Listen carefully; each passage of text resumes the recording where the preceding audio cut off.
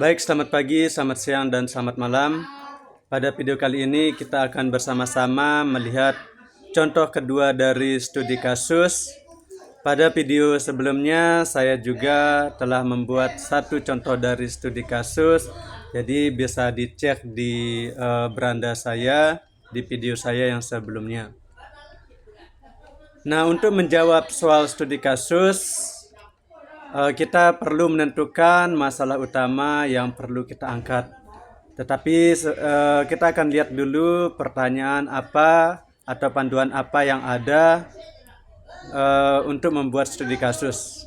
Kita akan lihat bersama-sama. Di sini adalah pertanyaannya atau panduannya. Ceritakan salah satu pengalaman Anda dalam menangani masalah di bidang pembelajaran, seperti merencanakan pembelajaran, melakukan pembelajaran, melakukan penilaian, menghadapi siswa yang sulit, atau lainnya. Nah, ini adalah masalah-masalah yang bisa diangkat, yaitu merencanakan pembelajaran, melakukan penilaian, menghadapi siswa yang sulit, atau juga yang lainnya.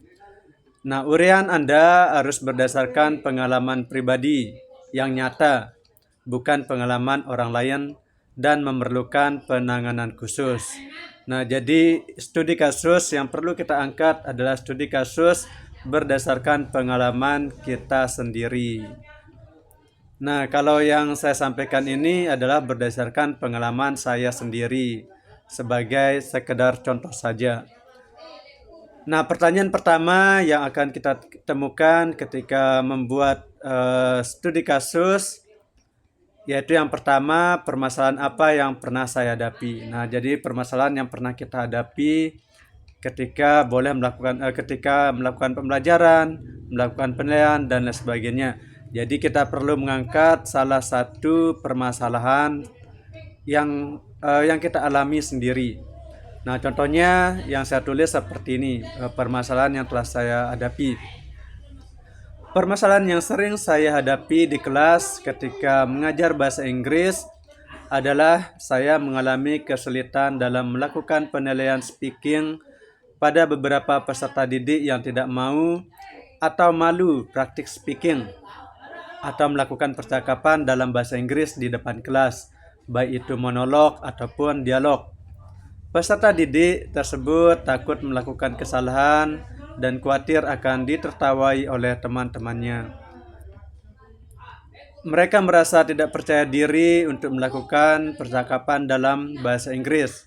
Selain itu, mereka masih kesulitan mengucapkan kosakata bahasa Inggris dengan tepat. Ketika mereka dipaksa untuk berbicara di depan kelas, hasilnya mereka hanya diam di depan kelas. Nah, ini adalah permasalahan yang saya angkat. Nah, selanjutnya upaya saya untuk menyelesaikannya. Nah, jadi yang tadi ada masalah, yang kedua adalah solusinya atau upaya kita menyelesaikan permasalahan yang tadi. Untuk menyelesaikan permasalahan yang saya hadapi ini, saya melakukan beberapa hal, yaitu yang pertama, melakukan tes awal untuk mengetahui kesiapan belajar peserta didik, sehingga diketahui peserta didik mana yang pengucapan bahasa Inggrisnya kurang, sedang, dan bagus. Peserta didik yang tidak percaya diri melakukan speaking di depan kelas juga menjadi pertimbangan dalam pembagian kelompok ini. Setelah itu, saya membagi peserta didik menjadi beberapa kelompok berdasarkan hasil tes diagnostik tersebut. Yang kedua, saya menyusun pembelajaran berdiferensiasi dengan melakukan diferensiasi konten dan produk yang bisa dipilih oleh peserta didik. Selanjutnya, menyediakan materi dalam berbagai bentuk. Nah, menyediakan materi dalam berbagai bentuk ini adalah termasuk ke dalam diferensiasi juga, baik itu audiovisual yang berisi cara pengucapan kosakata dan kalimat bahasa Inggris, ada juga komik percakapan atau komik strip di sini, dan lain-lainnya. Selanjutnya, melakukan bimbingan dan pendampingan lebih kepada kelompok peserta didik yang pronunciation-nya atau pengucapannya dan rasa percaya dirinya dalam melakukan speaking masih kurang. Mereka juga diberikan motivasi untuk meningkatkan rasa percaya diri mereka. Nah, jadi kelompok-kelompok ini diberikan motivasi yang lebih, pendampingan juga yang lebih seperti itu. Selanjutnya, memberikan pilihan pada peserta didik untuk produk yang mereka kumpulkan. Peserta didik bisa melakukan praktik percakapan atau speaking secara langsung di depan kelas, atau boleh juga merekam percakapan atau speaking mereka dengan voice note. Bisa juga merekam video percakapan mereka di rumah dan kemudian mengumpulkannya kepada guru untuk dinilai.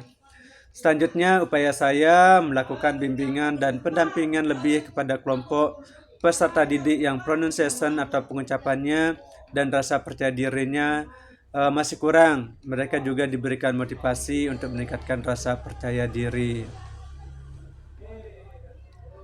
Nah, selanjutnya ini adalah hasil dari upaya saya. Hasil dari pembelajaran yang telah saya lakukan memuaskan.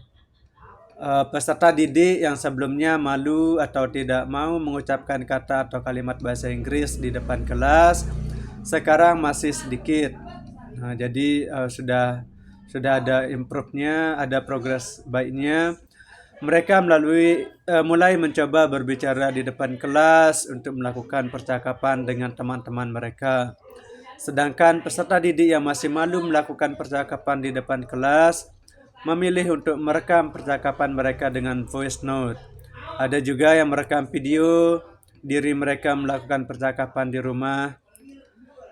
Dengan kemajuan ini, saya akhirnya menjadi tidak kesulitan lagi dalam melakukan penilaian speaking peserta didik saya, meskipun speaking yang mereka lakukan dalam format yang berbeda-beda.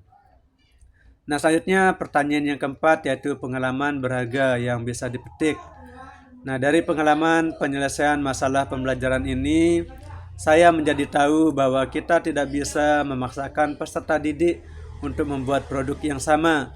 Peserta didik memiliki kesiapan dan minat belajar yang berbeda-beda, sehingga tentunya cara belajar mereka berbeda-beda. Selain itu, dengan menyediakan pembelajaran yang menarik, konten yang beragam, motivasi dan pendampingan yang serius, kita bisa membantu peserta didik untuk meningkatkan percaya diri mereka sehingga hasil belajarnya lebih bagus. Nah, demikian contoh dari studi kasus ini. Jadi ini hanya sekedar gambaran saja, sekedar contoh yang saya buat berdasarkan pengalaman pribadi saya atau pengalaman yang telah saya alami sendiri.